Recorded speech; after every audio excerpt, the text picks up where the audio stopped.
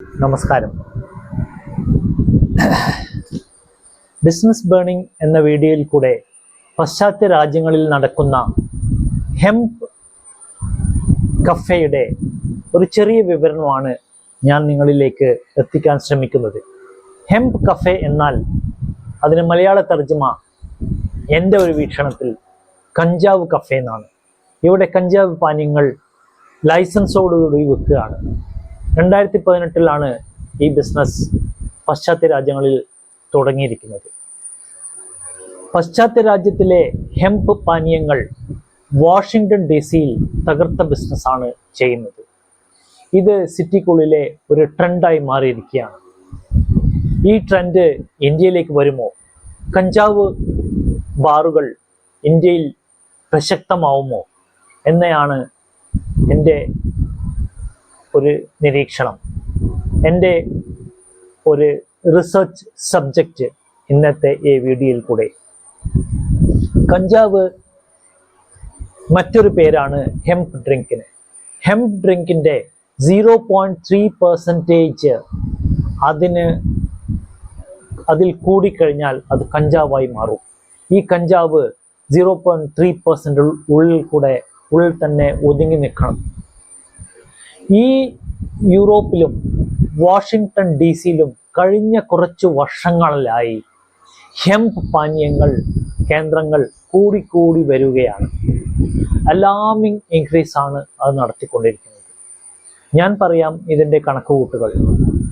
ഈ കഞ്ചാവ് പാനീയങ്ങൾ ഇന്ത്യയിൽ വന്നു കഴിഞ്ഞാൽ അതിനെ ഒരു പക്ഷേ ബിയറിനെക്കാട്ടും ചെലവുള്ള ഒരു വസ്തുവായി മാറും. നിങ്ങൾക്ക് ആലോചിക്കാൻ പറ്റും ബിയർ ഇന്ത്യയിൽ എത്രത്തോളം വിൽക്കുന്നുണ്ടെന്ന്. ഇതോടൊപ്പം ചില യൂറോപ്യൻ US സ്റ്റേറ്റുകൾ ഈ മയക്കുമരുന്ന് അവരുടെ കൈപ്പിടിയിൽ ഒതുക്കി നിൽക്കാൻ ശ്രമിക്കുകയാണ്. എന്തെന്ന് വെച്ചാൽ പാശ്ചാത്യ രാജ്യങ്ങൾ ഈ ബിസിനസ്സിന് വലിയ മുൻതൂക്കമാണ് കൊടുക്കുന്നത്. അതിൻ്റെ ലൈസൻസിങ് അതോറിറ്റീസ് വളരെ റിലാക്സ്ഡ് ആണ്. കാരണം അവർക്ക് ടാക്സ് ബെനിഫിറ്റ് ഒത്തിരി ഉണ്ട്. അതാത് റീജിയണിൽ ലൈസൻസ് ഇഷ്യൂ ചെയ്യുമ്പോൾ അവിടെ നല്ല തോതിൽ ടാക്സ് അവർക്ക് കളക്ട് ചെയ്യാൻ പറ്റുന്നുണ്ട്. കാരണം അതൊരു ട്രെൻഡായി മാറിയിരിക്കുകയാണ്. ഇതിൽ ഇന്ത്യയിൽ എപ്പോഴാണ് വരാൻ പോകുന്നതെന്ന് ഇനി നമുക്ക് പ്രെഡിക്റ്റ് ചെയ്യാൻ പറ്റില്ല. ഈ മേഖലയിൽ ബലമില്ലാത്ത ലൈസൻസ് നിയന്ത്രണങ്ങൾ കാരണമാണ് നമുക്ക് ഈ ഒരു പാശ്ചാത്യ രാജ്യങ്ങളിൽ ഈ ഒരു കുതിപ്പ് നമുക്ക് കാണാൻ സാധിക്കുന്നത്. ഇതിൻ്റെ ലാഭം കൊണ്ടുകൂടിയാണ് ഇത് വലിയ തോതിൽ ഒരു വലിയ ബിസിനസ്സായി വളർന്നുകൊണ്ടിരിക്കുന്നത്. ഇന്ത്യ രാജ്യത്ത് ഇത് നമുക്ക് ഉടനെ എക്സ്പെക്റ്റ് ചെയ്യാം. കഞ്ചാവ് ബാറുകൾ.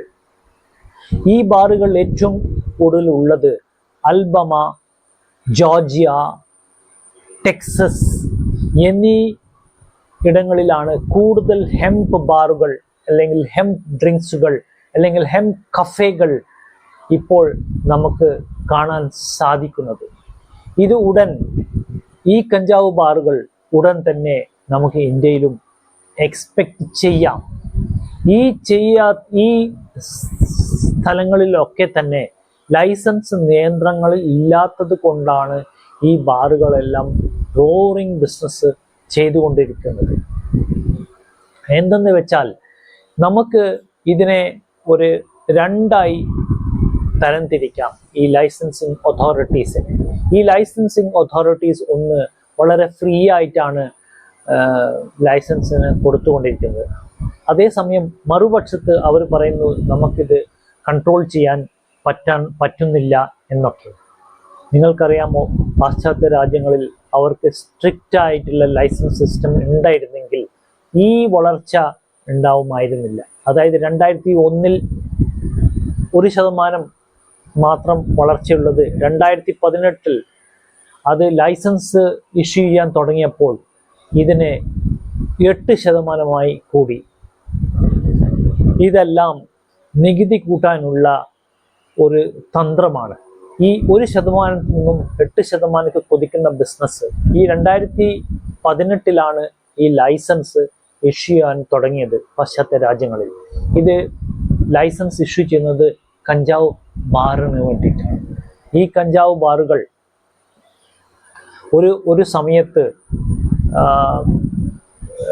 ഏകദേശം ഈ വർഷത്തെ കണക്കുകൂട്ടലിൽ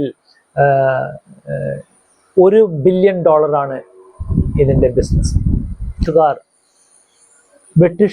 ബ്രിട്ടീഷുകാർ ഭരിച്ചപ്പോൾ നമ്മളിലുള്ള ആയുർവേദ മരുന്നുകളിലെ പ്രധാന ഇൻഗ്രീഡിയൻറ്റ് മിക്ക മരുന്നുകളിലും 0.3% താഴെയായിരുന്നു. ഈ 0.3% താഴെ ആയപ്പോൾ നമുക്ക് ഒരു ബുദ്ധിമുട്ടും ഉണ്ടാവില്ല. കാരണം ഇത് മരുന്ന് ചേർക്കുന്നത് വെറും കഞ്ചാവായി അരച്ചു കൊടുക്കുന്നതല്ല. ഇത് കൊടുക്കുന്നത് അതിൻ്റെ ചേരുംപടി ചേർത്തിട്ടാണ്. ഈ ചേരുംപടി ചേർക്കുക എന്ന് പറഞ്ഞാൽ വെറും കഞ്ചാവ് മാത്രമല്ല. ഉദാഹരണത്തിന് നമുക്ക് ക്യാൻസർ വന്നു, ക്യാൻസറിന് ഒരു മരുന്നുണ്ടാക്കണം.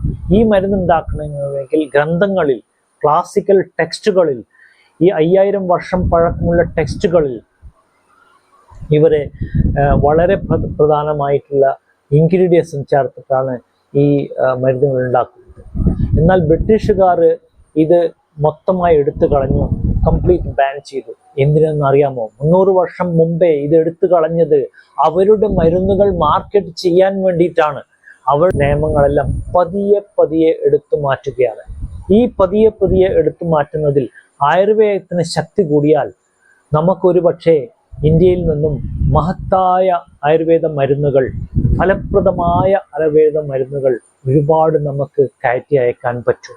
ഈ കയറ്റി അയക്കുമ്പോൾ കയറ്റി അയക്കുക മാത്രമല്ല, ഇവിടെയുള്ള ജനങ്ങളിൽ മാറാരോഗങ്ങൾക്ക് വേണ്ടി അമേരിക്കയിലോ ലണ്ടനിലോ ന്യൂയോർക്കിലോ പോയി സർജറിയും മറ്റും ചെയ്യേണ്ട ആവശ്യമില്ല. നമുക്ക് നമ്മളുടെ നാട്ടിൽ തന്നെ ഫലപ്രദമായ ട്രീറ്റ്മെൻറ്റ് എങ്ങനെ നമ്മൾ കോവിഡിന് ചികിത്സിച്ചു അതേപോലെ ഇന്ത്യയിലും ചികിത്സിക്കാൻ പറ്റും. നമുക്ക് മറ്റുള്ള രാജ്യങ്ങളിലേക്ക് നമ്മൾ കോവിഡിൻ്റെ മരുന്ന് അയച്ചതുപോലെ നമുക്ക് ഇവിടുന്ന് ആ രാജ്യങ്ങളിലേക്ക് അയക്കാൻ പറ്റും. അങ്ങനെ ഇന്ത്യയുടെ ഒരു പ്രധാന വളർച്ചയ്ക്ക് ആയുർവേദ മരുന്ന് കൂടി ഒരു